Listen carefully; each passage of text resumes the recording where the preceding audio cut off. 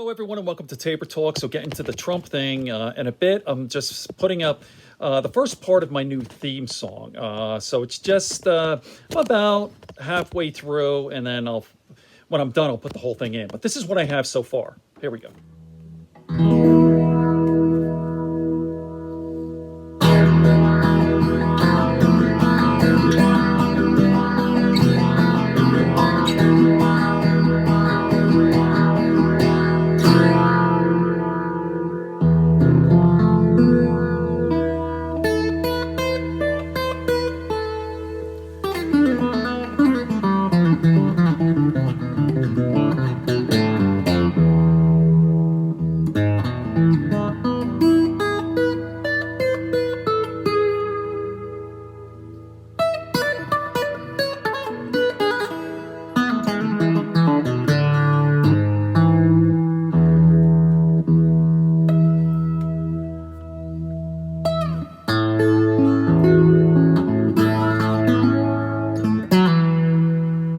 Hello, everyone, and welcome to Tabor Talk. Beautiful day here in the Catskills. Summer's here.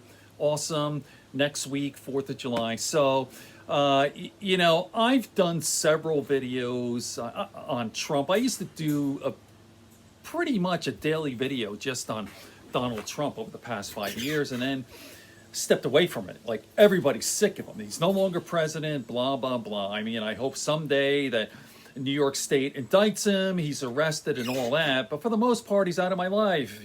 Things are so much better now. So some of my videos, I talked about, comparing him to P.T. Barnum, the carnival barker, and I think that's right on. But watching this recent Ring of Fire clip here, the comparison to a televangelist conning his gullible followers, I think this is right on the nose. Watch this and I'll talk for a minute.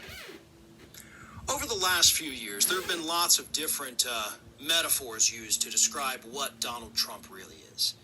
He's been described as the reality TV star that'll do anything for ratings, and, that's true because he was a reality TV star that would do anything for ratings. He's been called a carnival barker. Yep. P.T. Barnum, essentially. Going out. I actually did a whole article. I put it up on a blog. I don't have the blog anymore, but comparing him to P.T. Barnum, the article was the greatest con man this was years ago, since P.T. Barnum. Ready? Here we go. There and getting people riled up and in a frenzy just so they would pay him more attention. But I think one of the best descriptions I have seen of Donald Trump over the last 5 years happened very recently, when he was described as nothing more than a televangelist, Yep. a disgraced televangelist, actually compared Disgraced to Peter televangelist. Popoff, who was a disgraced televangelist. I'm not sure if many people remember, but either way, the televangelist angle, I think, probably is the most accurate description of Donald Trump. Think about this. Donald Trump goes out there, and during his campaign and his presidency, he was out there nonstop doing his rallies, giving his little speeches, riling up his base, telling them that you can have a better life, much like a televangelist does. We can have these great things. All you got to do is support me, put your faith in me. Yep. You got to give me money too.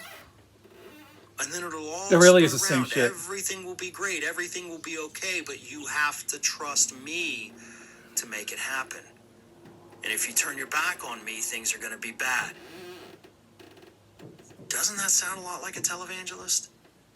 These idiot preachers that we see go on TV, they get the congregation all in a fury. They get people shouting hallelujah. They get people who don't have much to begin with opening up their wallets and purses, throwing money at these individuals who then spend it on private jets, fancy cars, big mansions, but they tell their flock, hey, you can have all this too eventually. Yeah.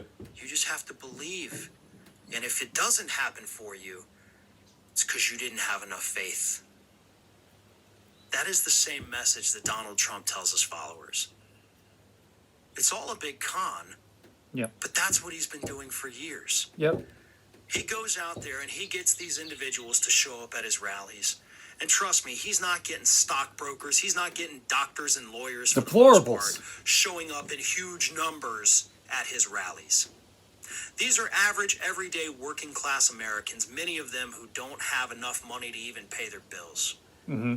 But they fork money over to his campaign Yep. because he's promising them something better.